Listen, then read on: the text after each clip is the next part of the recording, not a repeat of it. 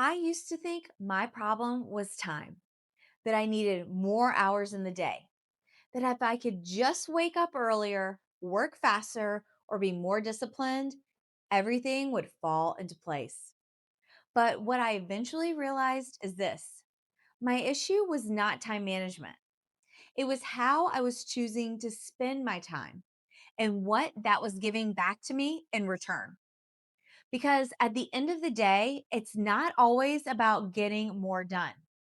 It's about how your time makes you feel when the day is over. If you've ever looked at the clock at night and thought, I was busy all day, but I don't feel fulfilled and I don't even know where the time went, this video is for you. This is not a time management video, it's a time alignment video. You do not need more hours in the day. You just need to redesign the hours that you already have. And this matters whether you're working in a corporate job, staying at home with the kids, running your own business, retired, you're a student, or somewhere in between. No matter what season of life you're in, time works the same way. It moves forward, and how you experience it is shaped by your choices. So there's this concept called Einstein time, and it's inspired by Albert Einstein. Einstein challenged the idea that time is fixed, something that moves the same way for everyone. Instead, he showed that time is relative. It changes based on movement, focus, and experience.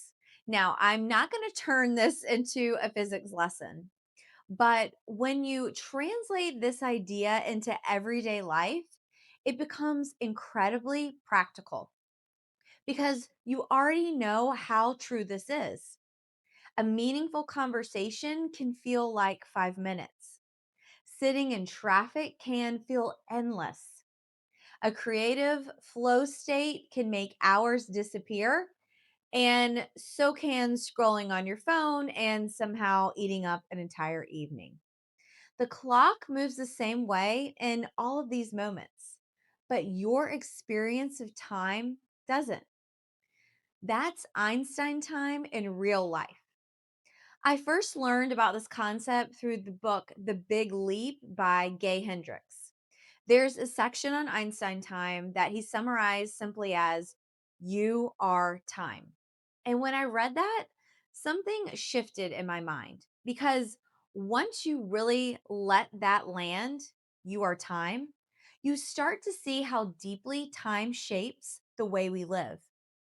From a very early age, we're trained to live by time: deadlines, schedules, urgency, productivity.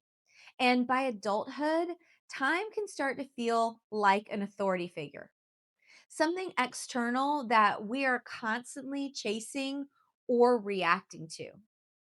I notice this most clearly in the language that I find myself using on a daily basis.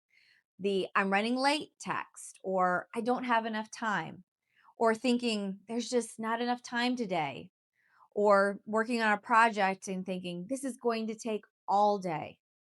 That language is not neutral. It reinforces the idea that time is in charge and we are simply trying to keep up. For years, this showed up as constant rushing and frustration. No matter how organized I was, I always felt slightly behind.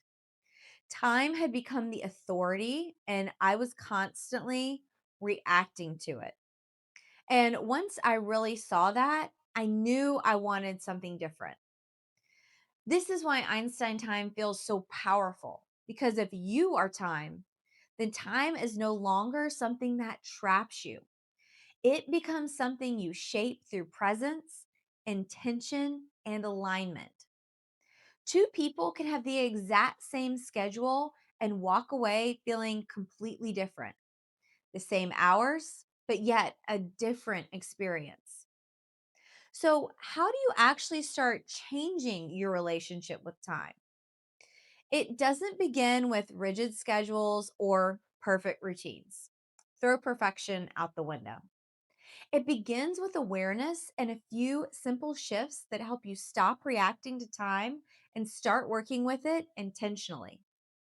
So here's where to start. Step number one, assess how you are actually spending your time. The first step is awareness. Most of us are not very accurate when it comes to estimating how long things actually take us. We tend to underestimate small tasks and overlook how much time everyday transitions add up. So, I recommend doing a simple time audit. Track one full day, and then, if you can, track a full week to get a clear picture, not to judge yourself and not to optimize every single minute, just to understand your reality. Write down what you're doing throughout the day and note roughly how long each activity takes. And include everything here from work to commuting, scrolling on social media, sleeping, your meals, errands, your downtime, all of it matters because it comes out of the same 24-hour time frame. What most people discover is tasks take longer than they think. Transitions eat up more time than they expected, and energy dips are more frequent than they assumed. This step alone will make your planning more grounded and more realistic. Step two, determine your priorities. Once you know where your time is going, the next question that you should ask yourself is, what actually matters right now? You might have some long term goals or North Stars for the year, and those are important. But day to day life needs something more tangible. And I like to call these anchors, and they can absolutely be related to your goals or North Stars. So each week, I choose no more than 3 to 5 anchors. These are things that, if I do nothing else, will make me feel like the week was meaningful. And when I think about my anchors, they might be working on my YouTube channel, getting my writing sessions in on my new novel, prioritizing movement, whether that's exercise or a certain amount of steps, cleaning my apartment, finishing the book I'm reading, or meeting a friend for dinner. Now, these are not all productive in the traditional sense, but they matter because of how they support your life. When you assign yourself too much, two things tend to happen. First, you do not finish not because you're incapable, but because the list was never realistic to start with. And second, you end the week feeling like you failed even when you work nonstop. So, having 3 to 5 anchors protects you from that.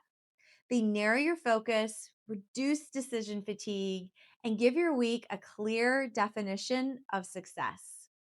Instead of measuring your days by everything you did not get to, you start measuring them by what truly mattered and what you followed through on. Step number three, energy management. Now let's talk about energy. Most time, frustration is not actually a time problem, it's an energy problem. We often assume that if we were more disciplined, we would get more done. But discipline runs out. Energy works differently. It comes in waves, and those waves peak at different times for each of us.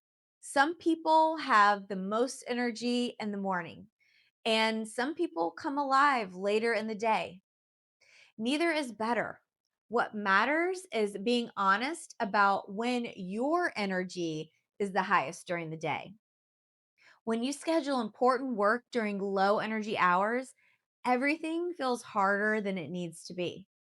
But when you align your priorities with your natural energy peaks, you stop reacting to time and start working with it intentionally. For me, that starts with movement in the morning, whether it's a workout or walking our dog Wagner in the park. I need something that gets me out of bed and into motion. This is not about productivity, it's about getting my momentum going for the day. When I skip movement in the morning, the day never quite clicks into place.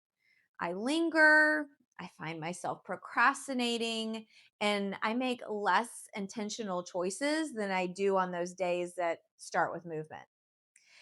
I usually end the day feeling unsatisfied, even if I have stayed busy throughout the day. So for me, how I start my day influences how I move through it. Step number 4, time blocking. This is where time blocking comes in, but not in a rigid or overscheduled way. This isn't about mapping every hour of your day or creating a to do list that controls you. It's about giving your time direction. Instead of assigning specific tasks to every block, I assign themes or focus areas. So, writing, admin, which are miscellaneous tasks, movement, connection, whether that's with my friends, my family, or my husband. What matters is not what you do minute by minute, it's what you're available for during that time. So during the week, I lightly map this out in Notion so I can see my priorities at a glance. And you can see an example of that right here. I don't do this to control my time. I don't do it to micromanage my day, but I do this to help support myself during the day. Time blocking is about intention, not perfection. When your time has a clear purpose, even loosely, the day stops slipping away from you. Step number 5, engage in the right kind of multitasking. Not all multitasking is bad, it just needs to be intentional. There's a concept from Tony Robbins called N.E.T, or no extra time. The idea is simple: use the time you already have without adding more hours to support your growth. Think about some of the common things that you already do during a typical day: commuting, walking, cleaning. Maybe it's running errands or folding that last load of laundry. These moments are perfect opportunities to feed your mind. And you can feed your mind with things like podcasts or audiobooks. You can learn something new, or you can mentally plan your next step. You're not turning your life into a productivity machine. That's not the goal here. You're choosing to engage with neutral time more intentionally. This is not about filling every quiet moment. It's about letting growth naturally weave into the time that you already have. Step 6, cut distractions intentionally. Everyone has distractions. It's not about willpower or self control. This is about awareness. So you want to pay attention to what pulls you out of focus, what drains your energy without giving much back, and what leaves you feeling scattered at the end of the day. Then decide what you're willing to limit. And that might look like setting app boundaries, specific time boundaries, so you're not scrolling all day, every day, possibly leaving your phone in another room, or protecting certain hours of the day for yourself. These aren't rigid rules. They're signals to you about what matters, and they make a real impact. Here's the truth that I want you to remember: your time is not less important than anyone else's. I'm going to say that again. Your time is not less important than anyone else's. How you spend it shapes how you feel, how you show up, and how connected you feel to your own life. When you redesign your time around what matters, you stop chasing productivity and you start creating days that actually feel like yours, days that move you toward the life you want to be living. Thank you so much for being here. If this video resonated with you, I would love if you could take a moment to like and subscribe. I share new videos every Wednesday. And remember, creating a life you love does not start someday in the future. It starts the moment that you choose to spend your time on purpose. I'll see you next time.